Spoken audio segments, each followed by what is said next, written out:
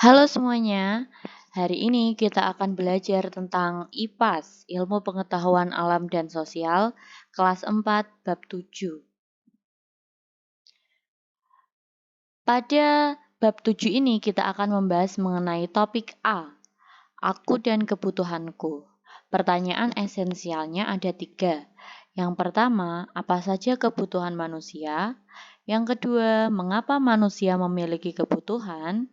Dan yang ketiga, apa hubungan kebutuhan dengan keinginan manusia? Pernahkah kalian merasa lapar? Ketika kalian lapar, kira-kira apa yang kalian butuhkan? Kalian membutuhkan makanan untuk menghilangkan rasa lapar dan minuman untuk menghilangkan rasa haus. Nah, hal ini dinamakan dengan kebutuhan. Apakah kebutuhan manusia hanya makan dan minum? Yuk kita pelajari bersama. Mari kita coba mengelompokkan kebutuhan kita berdasarkan kepentingannya.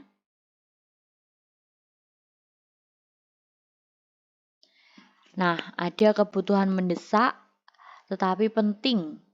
Kebutuhan ini harus segera dipenuhi. Selanjutnya, ada kebutuhan penting tetapi tidak mendesak.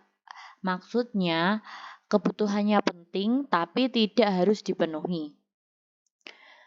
Yang ketiga dan keempat ada kebutuhan tidak penting namun mendesak dan kebutuhan tidak penting tapi tidak mendesak. Nah, keduanya mempunyai tingkat kepentingan yang rendah dan tidak mengganggu keberlangsungan hidup. Manusia memiliki kebutuhan karena pada hakikatnya manusia serba kekurangan. Kebutuhan manusia dipengaruhi oleh lingkungannya. Kebutuhan kita tidak sama dengan kebutuhan orang lain. Penentu apakah kebutuhan itu utama atau tidak adalah tingkat kepentingan dan mendesak atau tidaknya suatu kebutuhan. Kita tidak bisa memaksakan kebutuhan, karena kebutuhan setiap orang berbeda-beda. Mana yang lebih utama, kebutuhan atau keinginan? Nah, di sini ada tabel kebutuhan manusia. Kebutuhan manusia menurut kepentingan atau intensitas kegunaannya dibagi menjadi 3. Yang pertama, kebutuhan primer. Kebutuhan primer ini adalah kebutuhan paling mendasar dan harus dipenuhi oleh manusia. Contohnya, makan, rumah, dan baju atau pakaian. Yang kedua, kebutuhan sekunder. Kebutuhan sekunder adalah kebutuhan berupa penunjang hidup. Kebutuhan ini bisa ditunda pemenuhannya setelah kebutuhan primer dipenuhi. Contohnya seperti televisi, handphone, dan lain-lain. Yang terakhir atau yang ketiga ada kebutuhan tersier. Kebutuhan tersier ini adalah kebutuhan yang berkaitan dengan usaha menciptakan atau meningkatkan harga diri, prestis atau gengsi, biasanya digolongkan menjadi sebuah kebutuhan mewah. Contohnya mobil dan perhiasan. Nah, kebutuhan tergantung pada siapa yang memiliki kebutuhan tersebut. Contohnya, kamera menjadi kebutuhan primer untuk fotografer.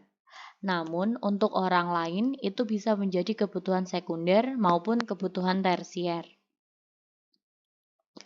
Maka dari itu, tahukah kalian mengenai kebutuhan pribadi dan menggolongkannya ke dalam 3 kelompok itu cukup penting. Tujuannya agar kita mengetahui mana kebutuhan yang harus didahulukan, kemudian memisahkan antara kebutuhan utama, sampingan, atau hanya sekedar keinginan. Bagaimana cara kita menentukan sebuah pilihan utama? Nah, di sini ada diagram prioritas.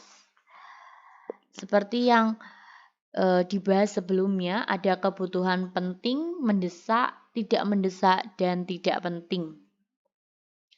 Nah, yang pertama, kebutuhan penting dan mendesak.